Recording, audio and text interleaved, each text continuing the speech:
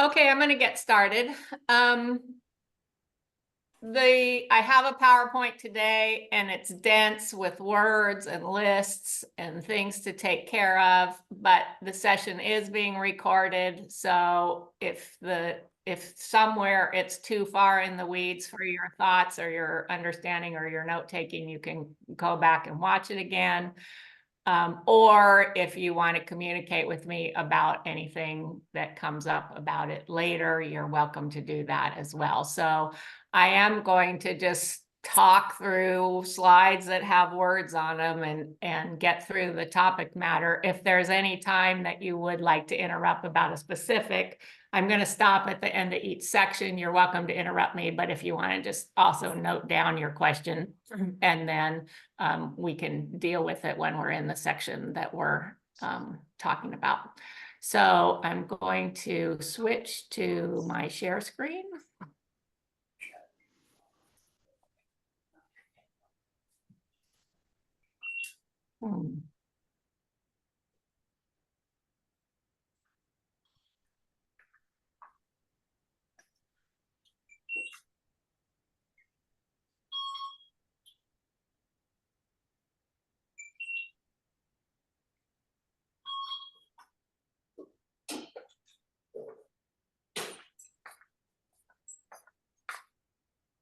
Hey, that's not it.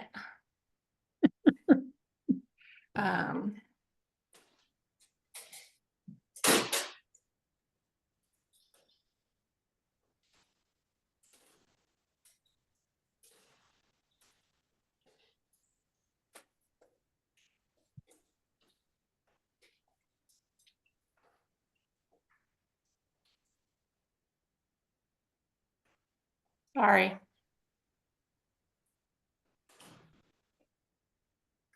There we go. Okay, phew. Now, see if I can do the slideshow. Okay, so yeah, if you have topics, if you have ideas for other topics, you can let me know about that by email or whatever if we have time at the end. So for today, here's what we're going to be talking about. There's three big basic form categories and then some details that fall under each one of them. The first one is the advanced directive. Probably every one of you already has one of these somewhere. The question might be where it is and who's got a hold of it and how recently you updated and what other people know about what's inside of it. The second big category is do not resuscitate orders, and there are some other specifics that go under that do not do these things to me categories, and we'll talk a little bit about those. And then the third category, the third document is called a POST. It stands for Physician's Orders for Life-Sustaining Treatment, and you don't have to write that down, but we'll talk about that one too. What I'm not going to talk about today is the forms that go along with medical aid in dying. They're very specific, and we did do a session on medical aid in dying recently. So if you want to talk about it separately, we can. I'm also, as always, not talking at all about any of the legal documents that go with your property, your will, your trust, your money, your bank accounts, any of that kind of lawyer stuff. You also probably mostly all have that taken care of, but you should talk to your lawyer about any questions you have about that. And then just as a matter of containing this topic in some way, I'm also not going to talk about organ donation and body donation for science or other exploratory reasons. But if you're interested in that, we can set up a session on that at some point. Okay, so the first one is the advanced directive. Like I said, most of you have already signed one of these somewhere, probably in a doctor's office, possibly with a conversation about related to some diagnosis that came up. Sometimes they'll have you do one now. Kaiser and some of those big systems send out a reminder every year. So sometimes people have updated with their medical system. And the most often what happens is that people fill out one at their attorney's office when they do their will and their trust and their medical power of attorney. The lawyer does all of those.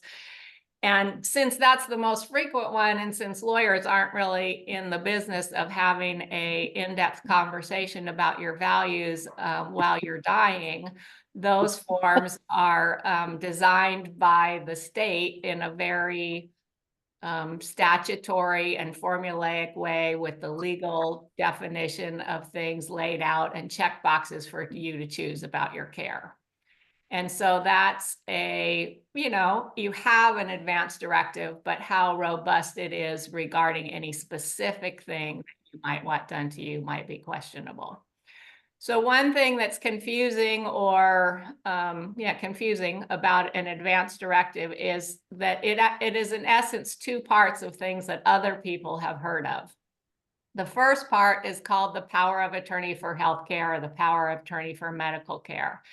And so people may say, I have a power of attorney, and that may be very true. You can also have one for your financial business and for your real estate transactions. There's lots of different kinds of powers of attorney, but this one is for your healthcare.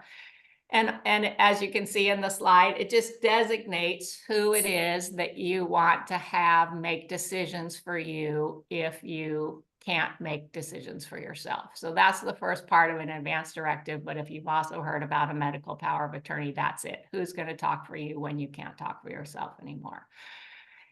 Secondly, so the agent's responsibility is given in the statutory language for the advance directive. Yeah, I'm just trying to get this stuff done. Well, I can't call them until I talk to Michelle. Somebody's not I want on to mute. listen to this, and then I'll call Michelle. Well, tell them that they can. Okay, tell them that they can prep the body today. Will you put yourself on mute, please? Tell them. You go ahead and do it. I'm listening to this, Jason. It's about forms. Will you guys put yourself on mute?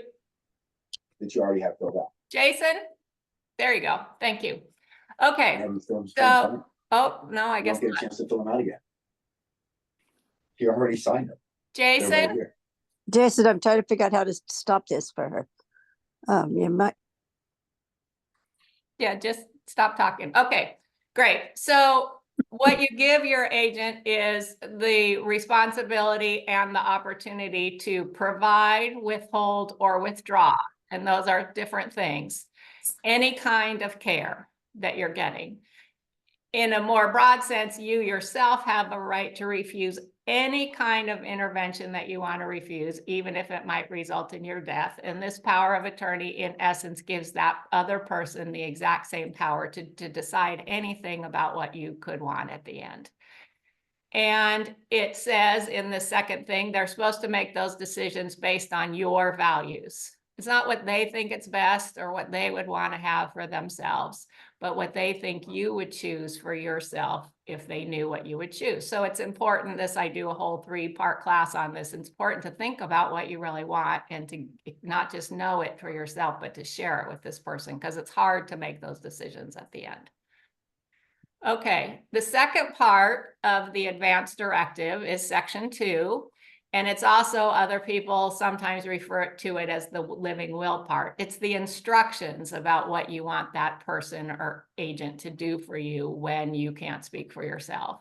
And these instructions might be given directly to the medical team. They might be filed in your medical record at Kaiser. And when you end up at the ER, Kaiser might have them right there on file, and they won't even have to talk to your agent. But then if they don't know exactly what to do, your agent would then come into focus as the person that they would ask about things that aren't clear from your advance directive.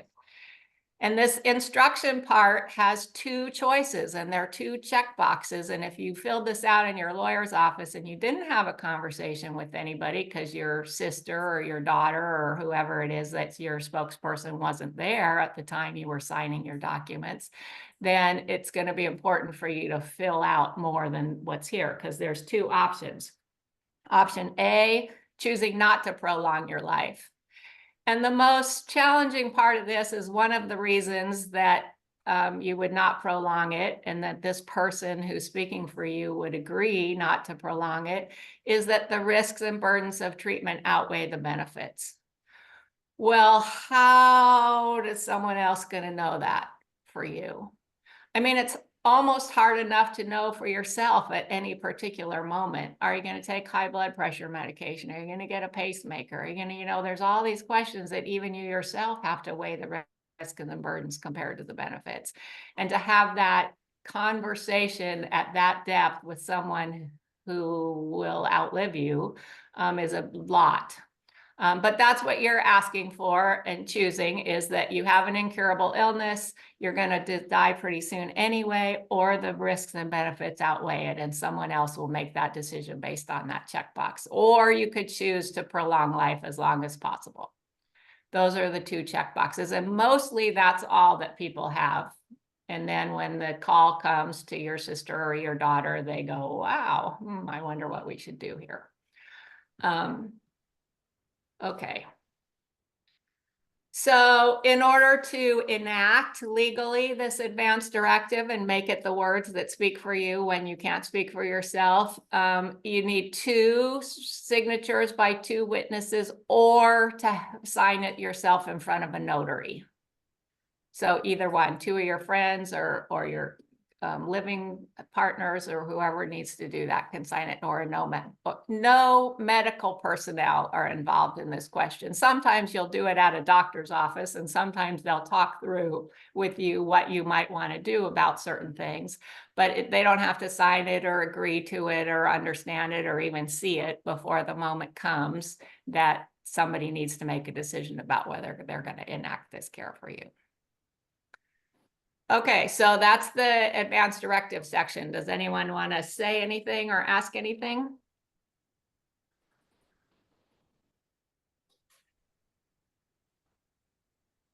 Okay. Well, yeah, Claire, Tiffany. I guess, yeah. I'm not sure that what I've given to Kaiser a long time ago is the same.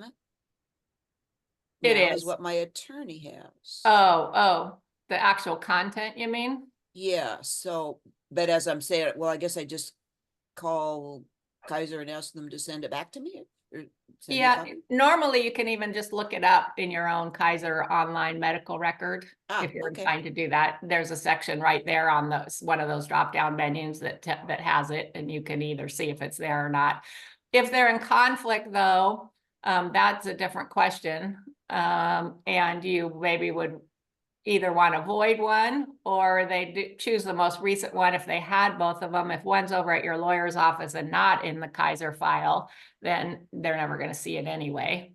But Yeah, okay. yeah, it should be gives in me a direction. Yeah. So that is one thing about all these documents, right? How do you get these documents into the hands of the people that need to see what the content is?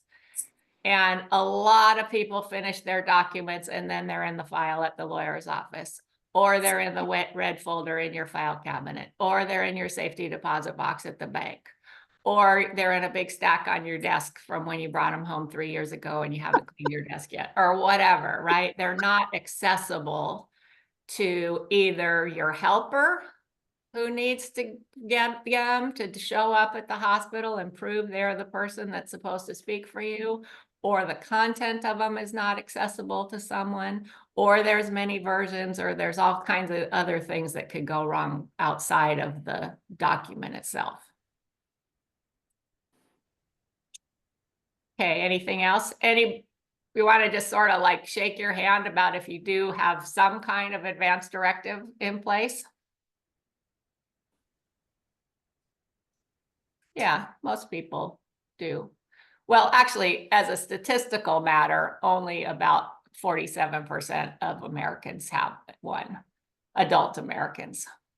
So it is even this step, which is just kind of a generic approach, is hard for people to take this step. Okay, some of you, yes, Elizabeth. Hi, Elizabeth.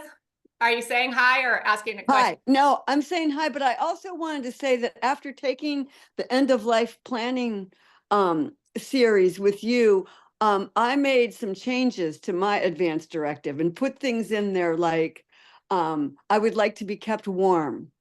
I would like to, small things that may seem little, but it would make a big difference. And I had a really long talk with my cousin, and we talked through, and she asked me a couple of things about, what did you mean here? And it was a very useful. So I liked your idea of having it be a living document Right. where you go back and look at it and say, oh, I've kind of changed my thinking about this. And so here's what I have in mind. And then I would memorialize it in an email. Anyway, so Yeah. thank you for that, Molly. You're welcome. Great. Yeah. Yeah. So what she said, a living document, things change. And also you might put in other personal things besides direct medical care. And some people even put in some sort of more emotional things. Like I had someone recently who was really insistent that they didn't want to be alone.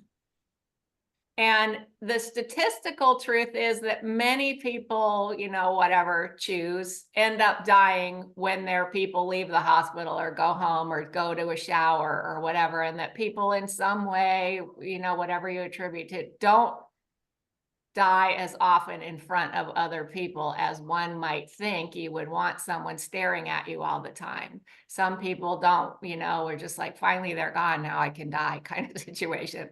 So, but if you're not that kind of person, or if you want to be alone or you want someone to be there with you, either way, that's something worthwhile communicating to the people that matter. And you can put it in advance directive, but really that needs to be, as you're saying, in a conversation. But being warm, if you were in a hospital emergency room, hospitals are cold places because there's less germs there in the cold and because other people are working and you're just laying there. So if it matters to you to be warm, they could put a nice heating pad under you, and that might change everything about your dying experience for you. So yeah, good. Anyone else? I'm realizing it takes a little longer for you actually to. Okay, so for those of you who have taken my class, this part's a little bit of a refresher, but it's a good wake-up call for everyone.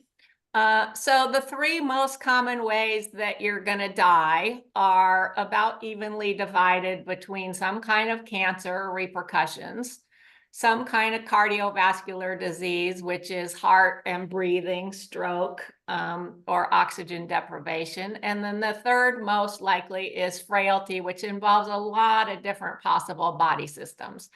Dementia is the one that we think of the most in terms of really being debilitating, but organ failure, if your liver and kidneys stop working as well as they used to, then more poisons are floating around in your body and you feel less well, and then you exercise less well. And so you basically fade away in kind of a situation that's not necessarily a critical disease, but just a failure of your organs. And they have different timelines and repercussions. So if you have cancer, you're probably going to be conscious all the way until the end when it's pretty clear that you're going to be dead. And so there's not this need so much for interventions of a documentary kind or a conversation or an advocate, because pretty much you're going to be speaking for yourself all the way till the last couple of days when it's clear that you're going to be dying anyway. And so, no big legal battle or opportunity has come into play. Cardiovascular is sudden and incapacitating both at the same time. So that's the one where there's a lot of opportunity for needing a situation where someone is going to speak for you, and where the decisions are very critical decisions. And then the frailty situation is kind of in between. You probably will need someone to speak for you for some extended period of time, let's say 3 weeks to 3 months to 3 years. And your ability to recover from whatever it is that happens, even if it's not a very big deal, if you have a small stroke, but your ability to learn is diminished. Or if you have a small stroke and your muscle weakness, or if you break your hip, but you're not strong enough to learn how to get out of the wheelchair, or your brain's not functioning enough to learn how to get out of the wheelchair, then the diminishment is happening at the same time that it's crossing over with someone really needing to speak up for you in an extended way. So there's sort of different, the model of the advanced directive, which really applies to everything that could go wrong with you. I want to be saved or I don't want to be saved no matter what, is not going to be that useful in any particular one of these situations that comes across your plate, because in some you're not going to want to be saved and some you are going to be want to save, and it depends kind of more than it would otherwise. Okay, so because the number one for interventions is possible, and because the place where it's the most vacuum when the situation is both sudden and you're incapacitated to speak for you, the first one that we're gonna kind of focus on is the DNR, which has to do with restarting your heart. So just FYI on this, heart disease in the United States is the number one cause of death. And 695,000 annual deaths from heart disease, which includes all kinds of other things besides a heart attack, like a arrhythmia where it's beating the wrong way, or where there's congestive heart failure, there's just a lot of fluid in your bodies, which might be from the destruction of something else like your liver. So it's not necessarily, a heart attack, but 436,000 from sudden cardiac death every year. So it's a big, big, big, big killer. And to focus in even more closely, 350,000 of those happen outside of a hospital setting. So there is a lot of heart attacks, right? You see all those medical shows where there's code blues in the hospital. There's a lot of heart attacks that happen in the hospital, but really there's way more that happen out somewhere. At home is the number one place, outdoors somewhere, walking in the mall or, hiking or whatever kind of thing. And then in nursing homes, which kind of makes sense in a way, there has to be something, but a lot of them aren't in the hospital. So CPR, again, TV has given us a lot of information about heart attacks and cardiopulmonary resuscitation. And the thing to take from this slide and from probably this whole discussion is that CPR is just about restoring your heartbeat. So it only applies to bringing you back to life if what happened to you is that your heart stopped beating for some reason. And what they do to you when your heart stops beating for some reason, so it varies a little bit. It depends on why your heart stopped beating. But they do these couple main things. They do chest compressions to actually physically push the blood that falls into your unbeating heart out through into your veins and to let up so more blood can drain into your unbeating heart, and then push it again to squish it out into your veins. So it's a physical maneuver to keep your oxygenated blood moving around. Then they use defibrillation, which gives an electric shock to your heart in case it's a heartbeat thing where your heart has stopped beating because the electricity went wrong, or because it was shocked, or because you had a big punch to your chest and it's out of rhythm, to shock it, to make it go back to rhythm. And then they give you medicines to thin your blood in case it was a blood clot, to open your vessels wider, to make them more flexible, all kinds of things like that. So those are the things that happen in CPR. And then there's one more thing that might or might not happen, and that the DNR has a lot of impact on, which is mechanical breathing, right? So it's not enough to get your blood going around. You also need to get oxygen to that blood. So something has to get the oxygen in with mouth-to-mouth resuscitation. Someone breathes the oxygen right into you. If you've called 911 and they have EMT personnel there, they have a bag that they can put on your mouth and they can just squeeze the oxygen. They don't have to put their mouth on you. And in certain real emergency situations, they'll do what's called intubation, where they open up your throat and they put a tube down there, and you have to be sedated because you can't have a big tube into your lungs when you're conscious. So you're sedated, and then an external machine actually pushes your lungs open and relaxes them. And it's not like it's just oxygen flowing your lungs. It's a mechanical breathing thing to keep the oxygen going so that the heart thing that they've done for the CPR is useful in any way. So the mechanical breathing thing, some people are still breathing for a while, even though their heart has stopped. So the level of intervention on mechanical breathing is very open, depending on what kind of situation has happened medically. Okay, so here's the news that you don't get on TV. 95% of people who have a sudden cardiac arrest die before they ever get to a hospital. It's a killer. People don't know how to do CPR. It's not that effective anyway. If your heart stopped for some reason, there's probably something bad wrong, not just something a little bit wrong. Most of the people who get saved from after they have a cardiac arrest are young people who had an accident. They're not people who come to the place where their heart has decided that it just can't manage to go on anymore. So already when we're thinking about the advance directive, then we're thinking about heart disease as the most possible biggest killer. And then we're thinking that the possibility to be saved from a cardiac episode is small. Then there become more reasons to address that topic specifically. Even if you make it to the hospital, your survival to discharge from the hospital is less than 10%. So it's still a killer. It's still a killer. And if your heart stops beating and therefore your brain didn't get any oxygen, there's either brain damage or there's a lot of like just weird fog and PTSD and other kinds of trauma that make your brain and your recovery challenging. Okay, also CPR, the physical thing that could resuscitate you, cardiopulmonary resuscitation, is physically hard.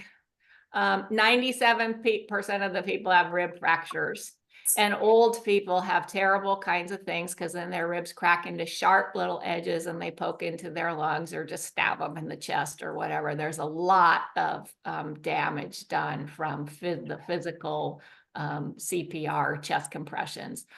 It takes 100 compressions a minute and 125 pounds of load to push the blood around through your heart. And so if you can imagine a 125-pound person just even sitting on your chest, it's a lot, right? It's a lot if you're old. And so like we said that. So then if you've had damage from during CPR, then you're going to be in an intensive care unit after that, not just in a, cardiac care unit on a regular nursing floor, but with damage that has to be repaired along with your heart problem, whatever caused the heart attack in the first place. One of the things they do is the resuscitation with the paddles. A lot of the things that kill old people from heart disease don't have to do with that thing. AFib and some kind of other things that make your heart flutter in the wrong way can be restarted with a specific rhythm from an electronic machine. But some things that go wrong with your heart just can't be cured by being shocked. It's not a, resuscitate everybody kind of experience.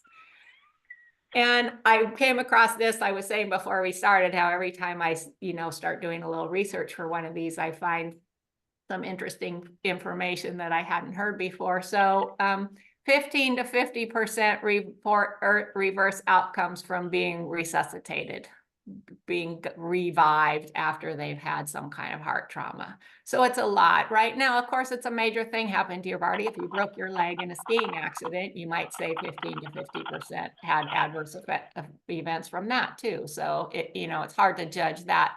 I thought this was interesting though, 10 to 20%, I thought it was really a positive experience. And this is one thing we talk a lot about is like what early on in the class, why even think about your death? Because sometimes being conscious about how precious things are can make your lifetime better. So they're more altruistic, they're less afraid of death, they're more appreciative of life. There can be some positive outcomes from having a shocking experience like this, but obviously it's a trauma to your body and your psyche to go through this. So because this is such a prominent thing and because it's such a mixed bag, it doesn't work that well and it really ends up hurting you. And if you're old and possibly dying of something else anyway, then the question is, do I want to be more specific and also document the fact that I do not want to be resuscitated specifically? If my heart stops beating, I don't want chest compressions. I don't want artificial breathing. I don't want medicines to clear my blood, thin my blood. So there's a specific order for that. DNR orders are different, or I might say additional to the advanced directive orders. Because if the advanced directive order, if you said, do not do anything to keep me alive, then obviously they're not going to resuscitate you. So it's included, but more implied as opposed to specific. Because it's more specific, and especially because what they decide to do or not do to you happens outside of a hospital with no doctor around, there's a very specific procedure that you have to follow in order to get a DNR. You can't just go to your lawyer's office and sign it and leave it in the file, right? It's more profound of an experience to have a DNR than it is to have an advance directive. Okay, anyone want to say anything about DNRs before we move on to some specifics about it? Molly, I have a question. Yeah. Two questions, really. First is, who normally would perform CPR? I mean, typically, you may not have a problem at a hospital. You might be out in the grocery store or home, more likely at home. Typically would do CPR. And my second question, do they have an order in which they do it? Do they start with compression and that doesn't work? They move on to something else? And how does that work? Okay. So normally what happens is the first person that would do CPR or not really, which is why 90%, 95% of the people die before they get to the hospital, is because no one around knows how to do it. And the first thing that happens is somebody calls 911, nobody's doing CPR. And then 3 to 7 minutes later, the EMTs show up. And as a practical matter, the EMTs are the ones who most often do CPR because the public isn't educated or conscious or reactive enough to do it at the beginning. But some people do receive EPR from the general public. I had a friend whose spouse died while they were sitting on the couch, and so she called 911, but then the 911 people asked her to do CPR on her own husband. So I would imagine that if you're married, a lot of people probably try to do CPR on their spouse. I would imagine you know, whatever, you either stand there and watch or you do something. And I bet that just depends on what kind of person you are. So there's that. And then, what was the second thing again? Oh, did they do it all at once? Yeah, they pretty much do it all at once. The breathing thing is the one thing that they don't necessarily do it all at once, or that they escalate. Right. Somebody might be having mouth to mouth breathes for you till the EMTs come there. Then they put a bag on. Then if that's getting a blood flow, if they can get an oxygenated blood through you with the bag, then that's enough. If they can't get that and there's not enough oxygen getting to your blood and therefore that would cause brain damage, then they would intubate you. And I believe in California, they can intubate you in the ambulance, but I'm not entirely sure of that. So they might only go as far as the medicines in the ambulance. And then what they would do is sedate you. And then when you arrived at the hospital, they would intubate you there. This is Sharon. Sharon, yeah. Hi. My husband died Friday, and he had a heart attack supposedly in the hospital. And what happened was that the nurse came and jumped on him apparently, and then they did the bags, and then they did the paddles, and then they incubate people came running down the hall, my son said, and they were all ready to incubate him, and he had to insist that they read the order over the bed, that they read the orders they had, and that they not resuscitate him. Yeah. And he said they were ready to do it. He had to convince them to read it again and not do it. They were determined they were going to do it. So you have to be ready to fight, I guess. Yes, absolutely. absolutely. And in my classes, we do talk about that. The tide is vast to push to more life, more aliveness, and to more treatment. And so if your husband had been there by himself, even with all those documents in place, he probably would have been resuscitated. So it is complicated to swim against this tide, definitely. And also, I'm sorry. Thank you for sharing your news, and that's a lot to hear. And Godspeed with your journey. Thank you. Thank you so. Mhm. Anybody else? We are going to talk a little bit more about this order, so I just wanted to, okay. So you have this, you want this order, let's say. You know that you're dying of something else. You know that you're 97 years old, and if they do it to you, it's going to crush every one of your ribs, and you're going to be a wreck afterwards that you're not willing to be. Whatever your motivation is, this specific thing you can decide is something that you don't want to have happen to you. So because of two things, like I said, because it's out in the field and there's no doctor present, and because it is literally giving someone the possibility to die right there when medical personnel are there that could do something, the power to create this order to stop someone from doing something to you when there's no doctor around is empowered by the state government organization called the Emergency Medical Services Authority. Hospitals, when you're inside the hospital, there's a separate regulation for a DNR, but since mostly it happens outside the hospital, and it's called a pre-hospital do not resuscitate form. So it means when the EMTs show up, they won't do anything, even if someone's called. And that's what's really important, because if you have an advance directive that says don't save me,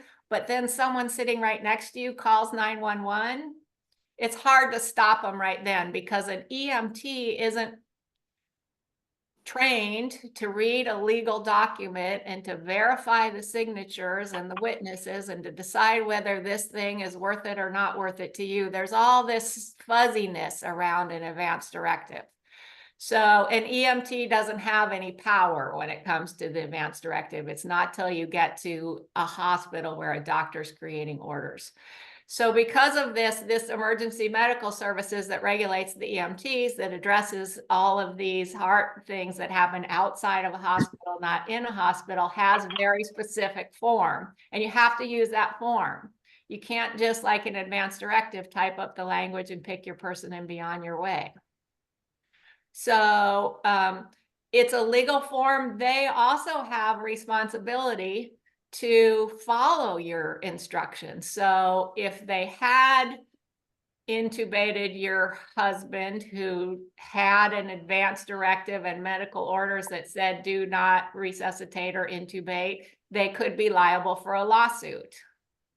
So there is risk associated. You do absolutely have the right, and your paperwork absolutely has the right, but you have to do it at the specific way that it's set up to do. You can't just write your own thing. There's a big question in California about whether and where this DNR that you fill out works. So you fill out a DNR for at home, you paste it on your refrigerator or the back of your front door when the EMTs show up and someone waves it in their face, then that's great. When you arrive at the hospital, do you have a DNR that the hospital has to respect? There's some question about that.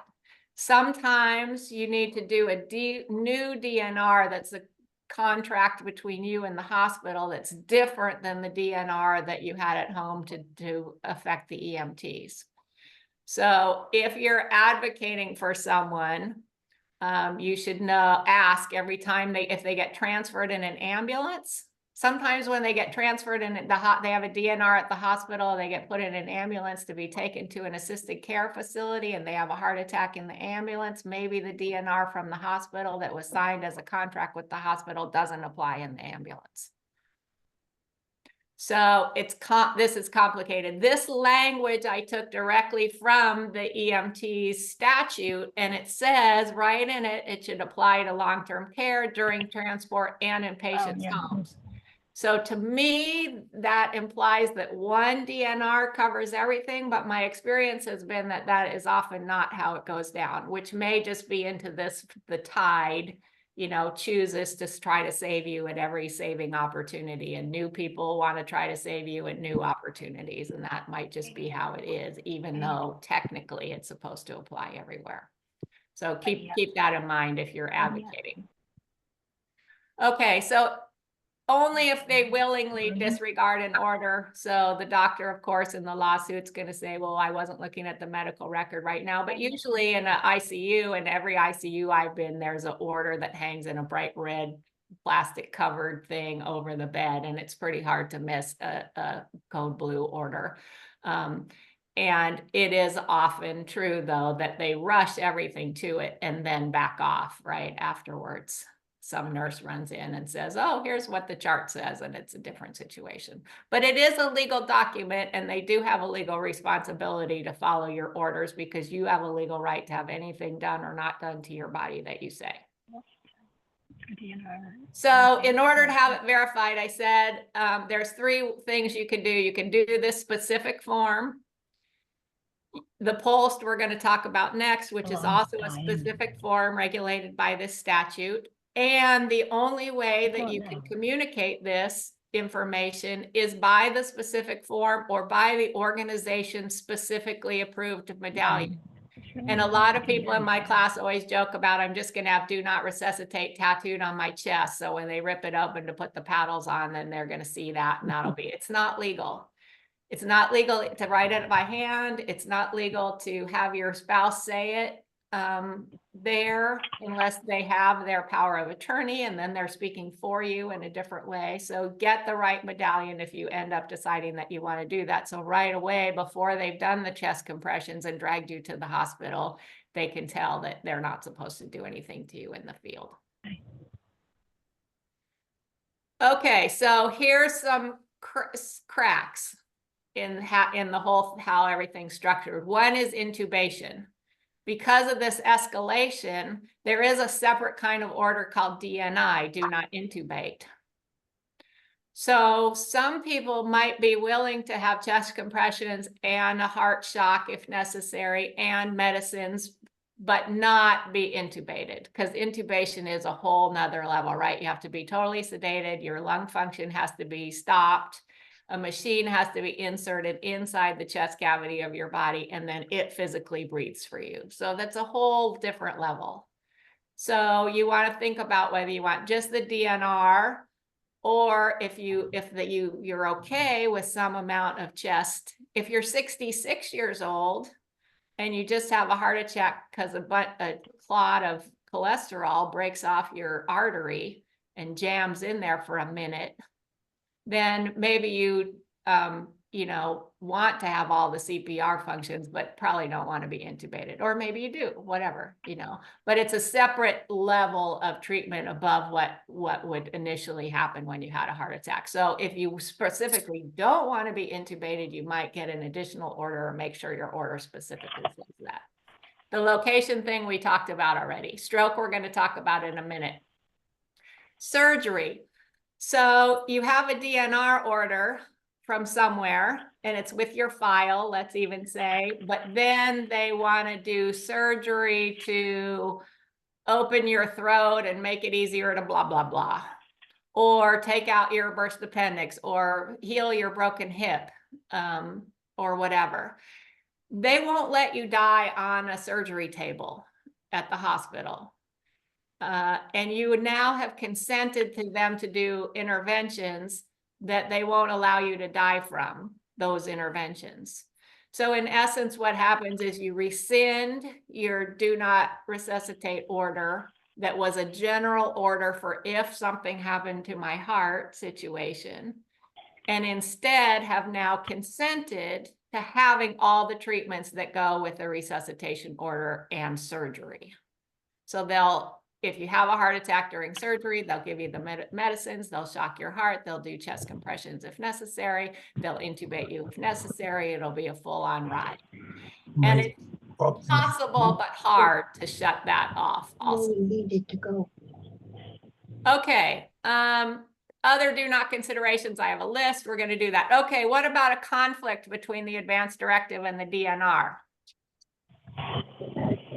Sometimes happens, same as the next one underneath it, sometimes the forms are different than each other, sometimes your family says something different than your form says.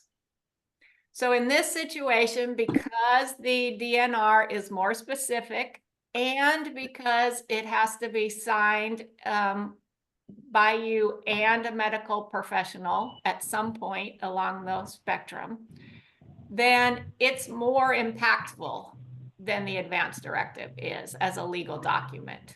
It's more specific and it's more authorized, both of them. If your family comes in and throws a big tantrum, still technically your legal document should outweigh your family. But of course, doctors would be terrified to let you die of something while your family's all standing around going, he never would have wanted this and he's not ready and we're not ready and the whole thing. It'll be very hard to do it. So they become weaker if your people aren't on board. So just another piece of advice, get your people on board about this for sure.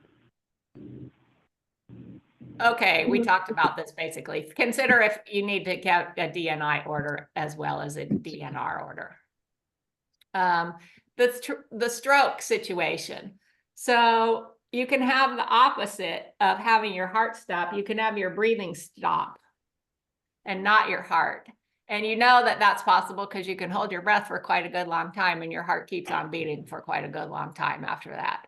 So sometimes a stroke, not always, sometimes a stroke just lands somewhere in your brain and the blood leaks out or it freezes the blood from going there and those cells just in your brain just die. And sometimes it hits a place that affects your breathing and your breathing stops even though your heart could still be beating for a while.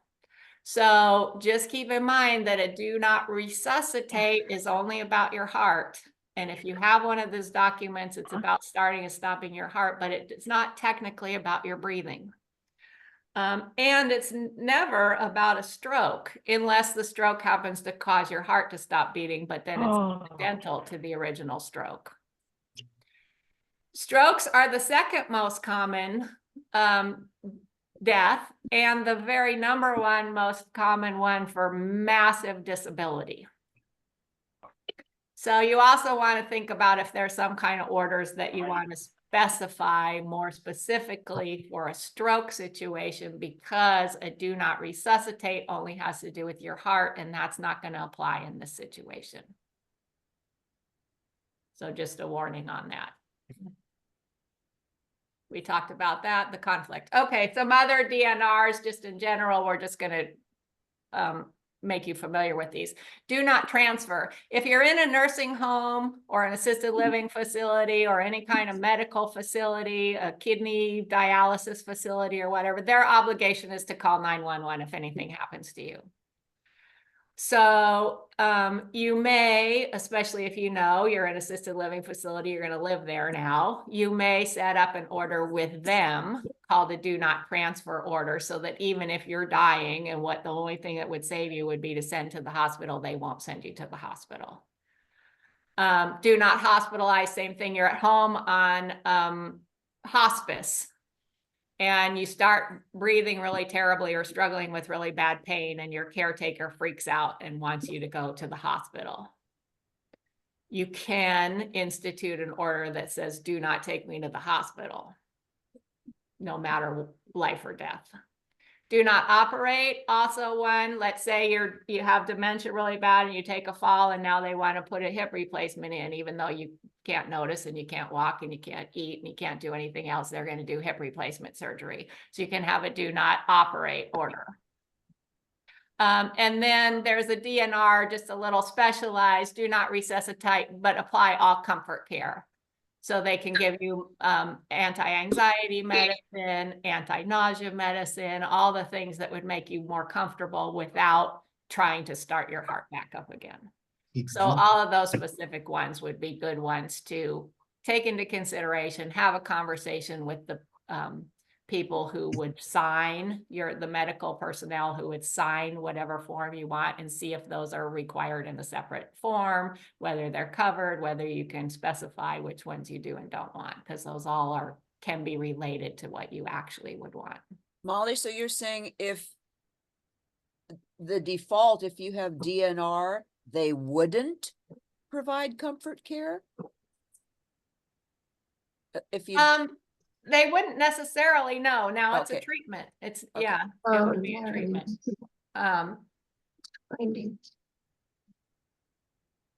okay,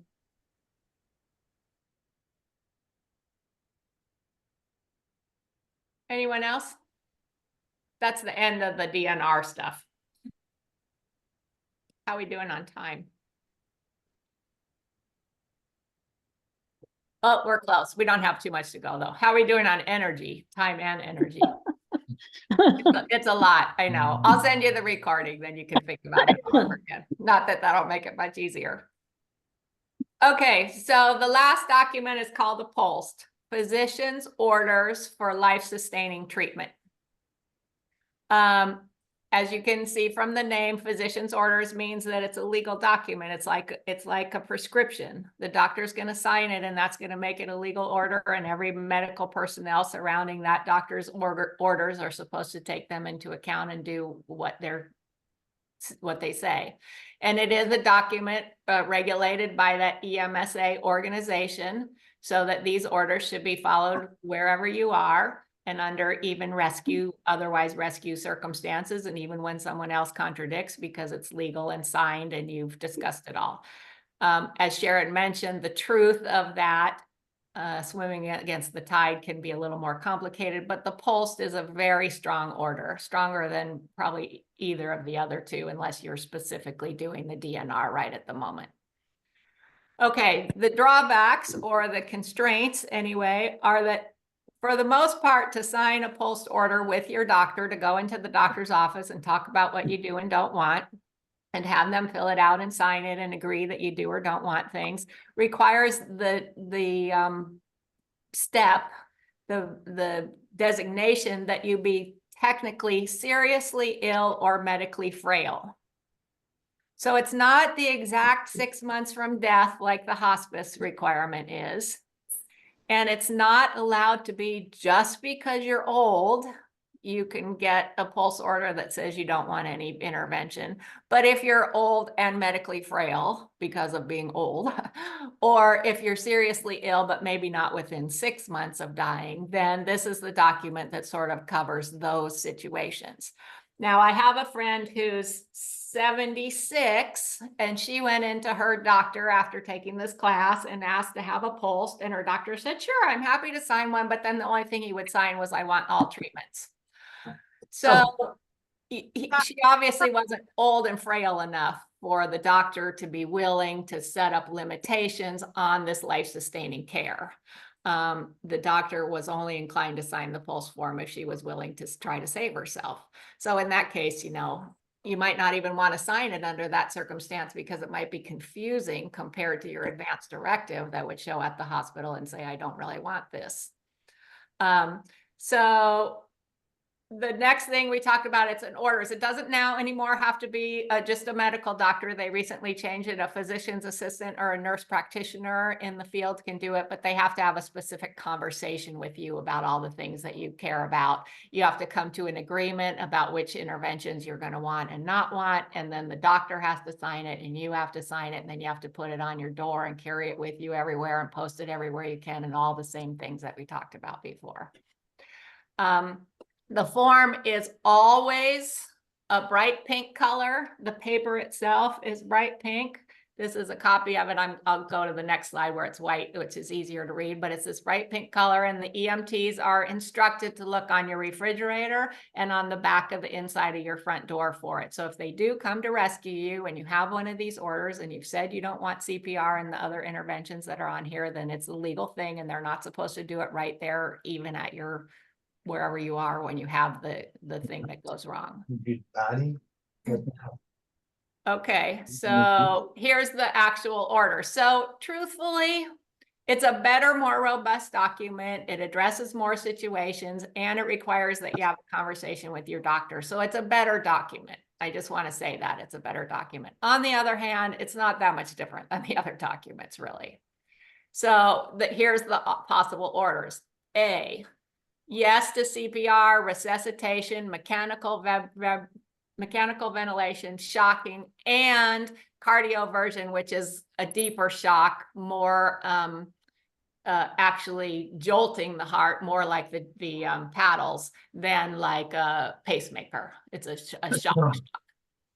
Or the other option, pick one, no CPR, don't do CPR. So that's the same as the do not resuscitate order. So you could do, instead of doing the DNR order, you could do this if your doctor thinks you're old and frail enough to do it. If you're not older and frail enough to do it, then you have to try to do the DNR order on its own. The next option that you have on this pulse form is these beginning treatments, full treatment, selective treatments, which is vague, attempt to restore function while avoiding intensive care. Yeah, that's a good thing to shoot for. But in any particular situation, that's going to be maybe harder to decide than otherwise. And then the bottom one, which is what everyone should check, is comfort treatments, right? Whatever situation you're going to decide on them. You want, now, if you want to be rescued, then you don't want to put comfort treatment, because that's going to, instead of rescuing you, Not ready focus yet. on comforting you. Okay. And then C is where you would put all your personal orders, everything you've thought about and talked about and written down, and whether you want to be warm and where you want to die and all that kind of stuff, you can put on a separate document under C attached. And then D is set out specifically because nutrition is a huge deal. Some states won't even let you refuse artificial nutrition. And many organizations, nursing homes in particular, have a hard time letting you technically starve. That's against their, caretaking responsibilities. Even if you have someone at home who refuses to eat and drink, a coroner can get involved if it turns out that they've starved to death, even of their own wishes, without good documentation anyway. So do you want to have a feeding tube? You're so bad off, you can't speak for yourself. Do you want them to artificially feed you to keep you alive? And it's just a separate section. And that's all there is on a POLST in terms of being more specific than your original advance directive. But it's signed by your doctor and talked about. So it's more robust in terms of guiding your care. Oh, you have a question? Yeah. On the POLST, is it only recognized in California? Is that just a California document? Every state has one, but you should do the one in the state that you're in. But every state has one and they're almost exactly the same. And if there was no question from anybody arguing about it, I'm sure you could take your California one to Massachusetts and they would probably do what everybody agreed was what you wanted. But yes, you should do it state by state. But the POLST, sometimes it's called the MOLST, medical orders for life-sustaining treatment, is also the same document. Okay, that's the end of it. Anybody else have anything they want to ask or share or tell or?